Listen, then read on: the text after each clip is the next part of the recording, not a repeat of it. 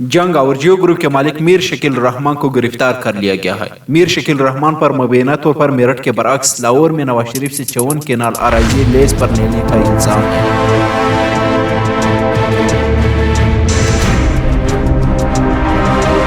ذرائع کے مطابق اس سے قبل میر شکیل الرحمان 5 مارچ کو سب سے پہلے اس کیس میں پیش ہوئے تھے۔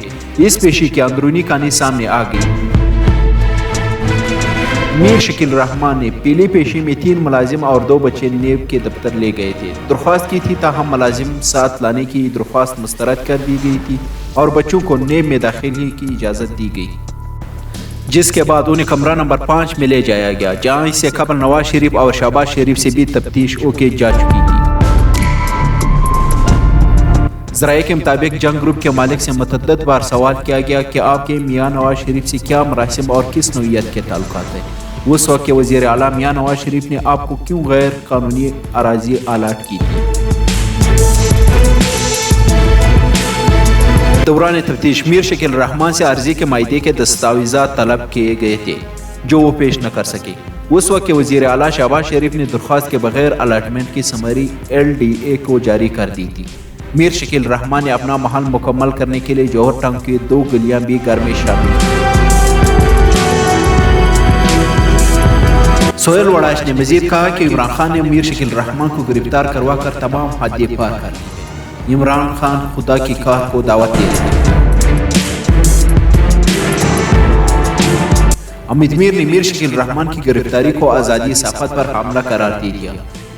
مریم نواز نے کہا کہ نیب لاہور کی جانب سے جنگ اور جیو گروپ کے ایڈیٹر ان چیف میر شکیل الرحمان کو جھوٹے مقدمے میں گرفتار کرنا بہت افسوس کی بات ہے۔ مریم نواز نے پاکستان تحریک انصاف کی حکومت کو خوب تنقید کا نشانہ بنایا اور کہا پتہ نہیں اس حکومت کو کس بات کی فکر ہے کہ کون سا سچ نکل جائے گا۔ انہوں نے کہا کہ میر شکیل الرحمان کی گرفتاری سے سچ نہیں رکے گا، میڈیا کو زنجیروں میں جکڑا جا رہا ہے۔ انسانی حقوق کمیشن پاکستان نے جنگ اور جیو گروپ کے ایڈیٹر ان چیف میر شکیل الرحمان کی گرفتاری پر شدید تشویش کا اظہار کیا ہے۔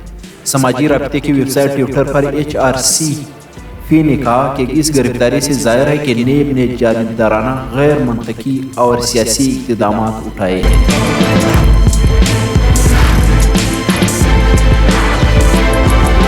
دوسری جانب شہباز شریف نے اپنی ٹویٹ میں عمران خان کو تنقید کا نشانہ بناتے ہوئے کہا کہ نیازی صاحب نے پاکستانی میڈیا کو آزاد قرار دے کر خود کو واضح طور پر جھوٹا ثابت کر دیا۔ وہ مزید کہتے ہیں کہ عمران خان نے میڈیا کو بدترین سینسرشپ میں دھکیل دیا ہے۔ انہوں نے وہ کیا جو ڈکٹیٹر بھی نہیں کر سکتے تھے۔